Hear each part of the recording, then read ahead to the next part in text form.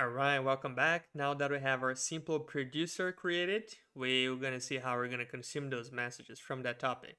So here I'm just go ahead and create the simple consumer Python file, and we're going to use the consumer class here from the Confluent Kafka library. And you can see that it creates a new consumer instance based on the dictionary configuration file. Alright, again, we'll keep it very simple, and we're gonna leave the complexity for our consumer wrapper when it's time to do that. Okay, so first thing you're gonna do, let's import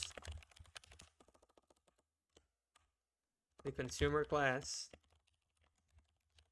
Awesome, I'm gonna import some Kafka error here. Again, let's define we need to connect it to the same broker that we use to produce the messages, right? Otherwise you're reading from somewhere different. And we need to define a consumer group. This is important because Kafka tracks the offsets per consumer group. So if we restart this consumer with the same group ID, it will continue right where it left off.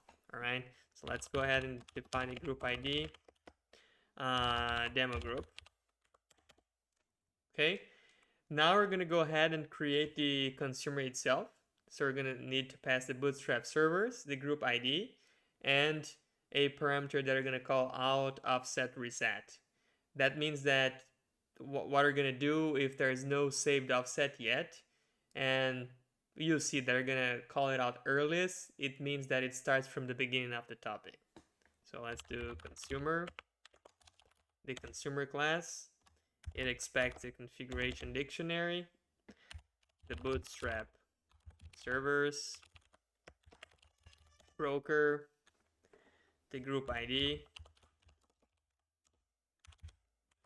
will be the group ID, and then a parameter auto offset reset earliest. So again, earliest means we're starting from the beginning of the topic to consume those messages. Okay, now we need to tell the consumer to what topic we are listening to. So you can subscribe to multiple topics at once, but here we're just focused on the one we produced the messages before. All right, so we use the subscribe, and we're gonna say demo topic. It's a list because you can consume from multiple ones. All right, now we're gonna create a while loop again to continuously poll Kafka for new records. And think of poll as if you're asking, do you have any new messages for me? So you're consistently checking for new messages. So while true, message will be consumer.poll, and we're gonna pass this one. That means that we're gonna wait up to 1 second for a new message. If nothing arrives within that time, it's just going to return none. So we're gonna keep checking. If nothing arrives within 1 second, we return none. So if the messages happen to be none, we do nothing, no new message flowing in. We just continue. Now, if we get there, something arrived, but could be an error message. So if it's an error, we can just print it out. So some errors are normal. For example, reaching to the end of the partition. Others indicate real problems. Okay, so we can try to catch them as well. If the code for that error is equal to capture error end of partition, that means that it's okay, just like I mentioned. But if it's not, then we print the message error, consumer error.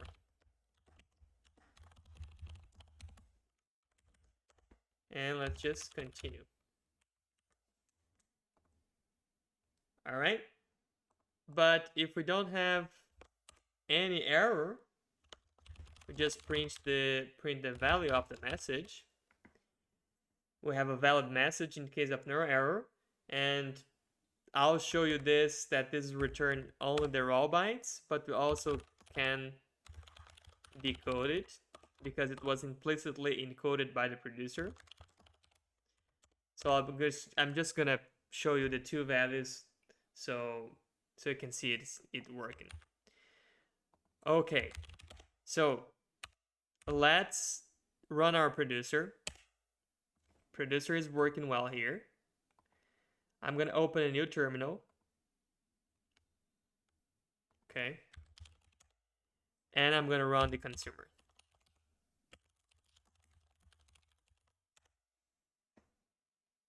All right, consumer is idle, waiting. You can see that it's captured all of the messages that were already there from the beginning. And also you can see I have a byte here because I'm putting the original value, which is byte encoded. And then when I call the decode, you can see I have the decoded message here. But notice that everything that was in the topic that was sent over in the previous lesson, it was read, so it captured from the beginning. But now if I start typing new things as they happen, you can see that as I type, the consumer is collecting those messages, just like we've seen with the terminal commands right in the beginning of the session. So this is our basic consumer, and we can go ahead and start building our wrappers for both the producer and consumer to implement more complex operations.